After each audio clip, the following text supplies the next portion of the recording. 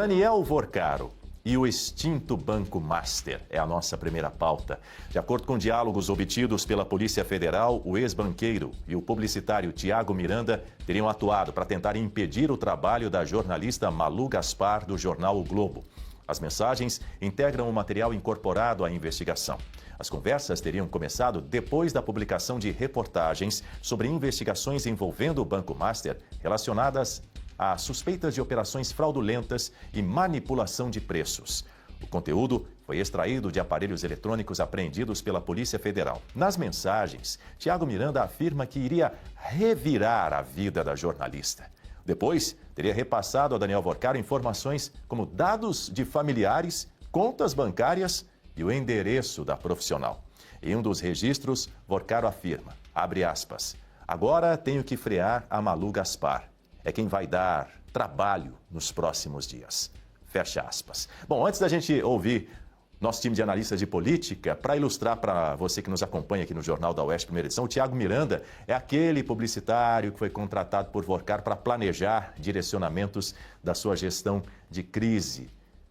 Perfis que receberam repasses da agência aí do Tiago, que você acompanha a imagem dele na tela, promoveram ataques coordenados contra o Banco Central, contra o ex-diretor de organização do sistema financeiro e de resolução da autarquia, que é o Renato Gomes. Deixe-me receber aqui, nesta manhã, quem chega no telão primeiro.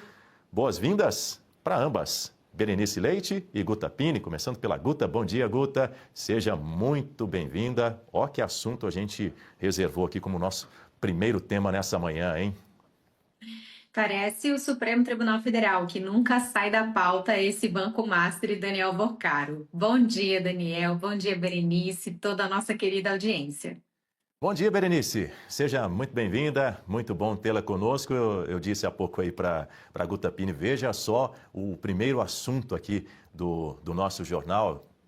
No caso, é uma jornalista, uma profissional da imprensa que estava sendo monitorada aí pelo ex-banqueiro Daniel Vorcaro, né? Só para ilustrar também para você, para a Guta e para a nossa audiência, essa mensagem que a gente exibiu agora, ela foi enviada no dia 31 de março de 2025. O que aconteceu naquela data? Nesse mesmo dia, você acompanha aí uma reportagem do jornal o Globo, da coluna da jornalista Malu Gaspar, que ela havia publicado uma nota afirmando que o Banco Estatal de Brasília, o BRB, pretendia assumir apenas uma parte dos CDBs distribuídos pelo Master. Quero ouvir você, Berenice. Bom dia, Daniel, primeiramente, né? Bom dia, Guta, professor Suano, nossa audiência querida. Pois é, mais um dia em que a gente começa falando sobre novidades do caso Master, né? E agora, em relação à jornalista Malu Gaspar, a gente precisa lembrar, inclusive, que foi ela que ainda lá em outubro, meados de outubro, novembro, trouxe à tona a questão do contrato da esposa do ministro Alexandre de Moraes, no valor de 129 milhões. A gente vai falar sobre isso ainda hoje também. Mas esta não é a primeira vez que a Polícia Federal encontra no celular do banqueiro, aliás, são 8, né, que estão sendo periciados, mensagens daquele grupo de WhatsApp, a turma, que atuava justamente para tentar coagir pessoas aqui, principalmente depois dessa operação, a primeira fase da Compliance Zero. Coagir no sentido de tentar calar a boca mesmo. Isso vai de jornalistas, a gente teve o caso do Lauro Jardim, agora veio à tona também que Malu Gaspar era uma pedra no sapato de Daniel Vorcaro, e que vai de jornalistas a funcionários que trabalharam eventualmente nas festinhas. Mas é incrível, né, Daniel? Ainda nesta semana a gente teve o Garotinho, o ex-político, trazendo detalhes dessas festas que continuam sob sigilo. A única coisa que ainda conseguiram manter sob sigilo são essas festinhas, né? Mas acredito que muito em breve deve aparecer novidades. Não sei se imagens, mas teremos aí novidades nesse caso também. Agora, minha solidariedade à Malu Gaspar, a gente sabe que ela vem fazendo um trabalho muito importante, tem lá suas fontes, né? Muitos dizem, inclusive, que seria aí um possível comprador do Master no passado, mas que não conseguiu concluir a venda, né?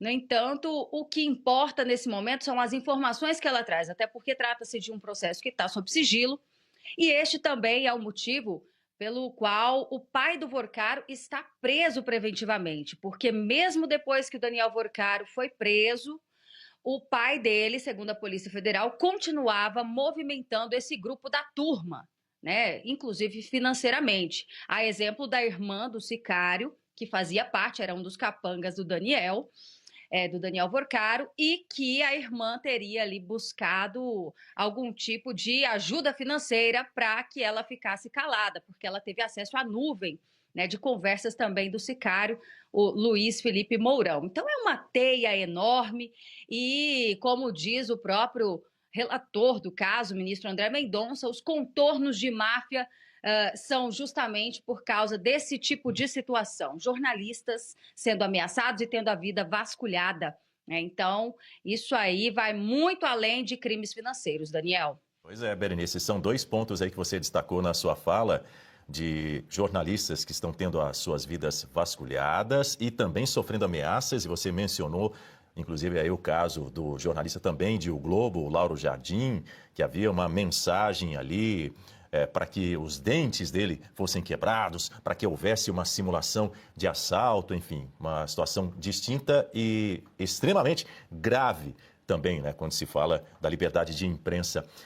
Guta, mais uma vez, bom dia para você. Eu fico imaginando aqui que o Tiago Miranda, o Daniel Vorcaro, parece que eles ficavam ali com o dedo na tecla do F5 no computador para poder fazer a atualização constante no blog lá da Malu Gaspar, no jornal O Globo. O que ela tinha a revelar, né? Afinal de contas, as mensagens mostram que o Miranda acompanhava essas publicações dela sobre o Master. No dia 2 de abril, por exemplo, ele encaminhou a Daniel Vorcaro uma reportagem em que a jornalista dizia que o banco não tinha caixa suficiente para honrar os compromissos assumidos até o fim de 2025 e escreveu o seguinte, abre aspas, ela não para, fecha aspas. Era o trabalho desse Tiago Miranda, né? E que parece que ia muito além de serviços publicitários. Ao que parece, ele era um dos integrantes dessa turma aí, cuja função, nesse caso específico, era fazer o monitoramento das atividades da Malu Gaspar. E deixou muito claro ali que ia vasculhar tudo, investigar a vida dela e com qual objetivo. Certamente um objetivo inicial são as chantagens. E depois isso passa para uma violência.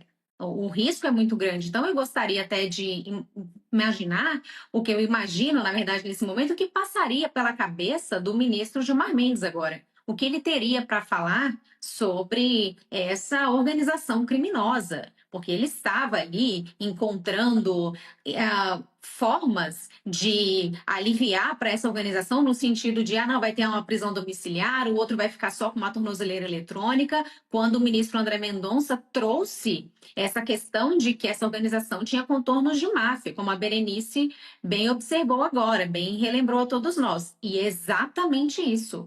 Além dessa toda investigação em relação a Malu Gaspar, teve também aquelas mensagens que vieram à tona deles indo atrás de ex-funcionários para saber se tinha vídeo gravado, se tinha um áudiozinho. Ameaça a vida das pessoas. Até agora, não chegou ao conhecimento de que isso de fato aconteceu com a Malu Gaspar, mas isso era questão de tempo, se essa organização não tivesse sido parada. E o ministro André Mendonça disse também que eles ainda não conhecem todos os elementos dessa organização, todos os personagens. Então, vocês imaginam se essas pessoas estivessem soltas? A teia a gente não conhece completamente. Onde é que eles estão atuando?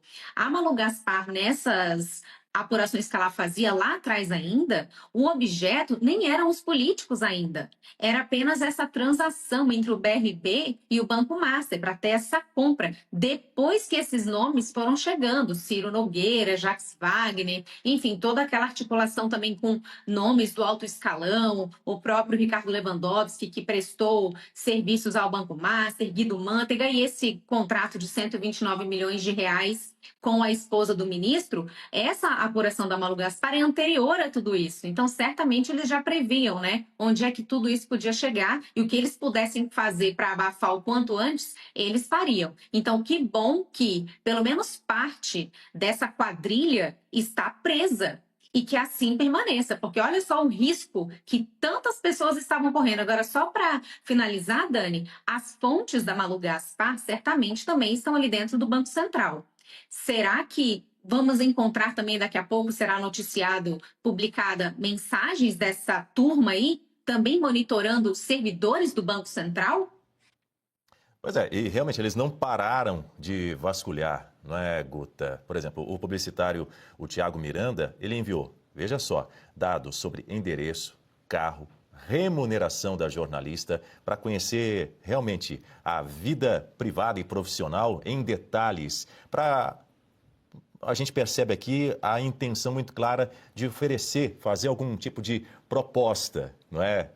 Vamos fazer uma contraproposta aqui, você ganha X em tal lugar, enfim. Fizeram até uma proposta justamente de contratação por um grupo que o Daniel Forcaro injetava dinheiro, que é o grupo Léo Dias, né, para tentar interromper essa cobertura que a Malu Gaspar vinha fazendo desde então. Mas ela não liga para dinheiro, né? Como está nas mensagens também. É uma jornalista que tem uma vidinha medíocre, era isso que está nas mensagens. Então, veja só onde podia ter chegado tudo isso. É chantagem, é monitoramento, é daqui a pouco ameaça, violência à família, justamente para tentar cercear ali o trabalho da imprensa, porque, como eu disse, ia chegar em gente muito grande como chegou. E essas pessoas ainda precisam se explicar. E olha só, até agora, enfim, nós vamos a entrar isso mais adiante, não quero adiantar a pauta, mas esse contrato de 129 milhões precisa ainda também ser explicado. A gente vai trazer esse ponto já já contigo, Guta, e também com a Berenice de volta aqui comigo. Agora, Berenice, nessa tentativa de encontrar alguma coisa comprometedora, o Miranda levantou esse histórico bancário também da Malu.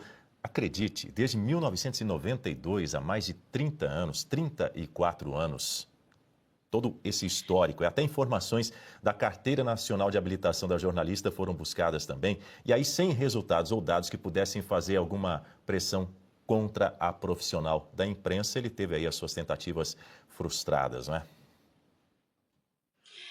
Olha, isso é gravíssimo, Daniel. Acredito que ele também precisa, né, depor em relação a isso. A gente tem esse Flávio que, ao que tudo indica, Tiago, perdão, ele era sócio do Léo Dias, né, conhecido como o fofoqueiro mais famoso do Brasil. E assim, parece que a empresa do Léo Dias também foi beneficiada, tem contratos com o Master, né? O próprio Tiago Miranda foi quem estava ali cooptando os influencers para, de alguma forma, manipular a opinião pública por esses veículos de comunicação. Teve site de notícias aí bem conhecido também, que acabou embasando o discurso dos influencers à época, dando ali ao Banco Central um ar de descredibilidade por ter liquidado, por ter feito certo, né? Tirado o Banco Master de operação. Mas a gente percebe que o dinheiro corrompeu muita gente. Isso vai desde empresários, que é o caso do Tiago Miranda, que trabalhava aí com essa questão do marketing, produtores de festa, políticos e até ministros do Supremo, Daniel. Agora, a cada dia que passa e a cada elemento que é trazido à tona, tornado público, até porque o processo está em sigilo, a gente percebe que essas delações não vão servir para nada. Só vão servir mesmo para o caso do Daniel Forcaro querer ali uma estadia um pouco mais tranquila, digamos assim, que foi o que ele conseguiu nos últimos meses indo para a Superintendência da Polícia Federal. Mas me parece que ele está muito bem instalado agora também lá na Papudinha, né? Já conseguiu até uma televisão, está assistindo os jogos da Copa. E esse, né, é o puro suco do Brasil, onde a gente vê a impunidade acontecendo, inclusive dentro da própria Corte Suprema, onde nós temos ali pessoas que sequer deveriam estar ocupando essas cadeiras num momento como esse, em que a Polícia Federal descobre mais elementos que embasam o envolvimento nesse escândalo.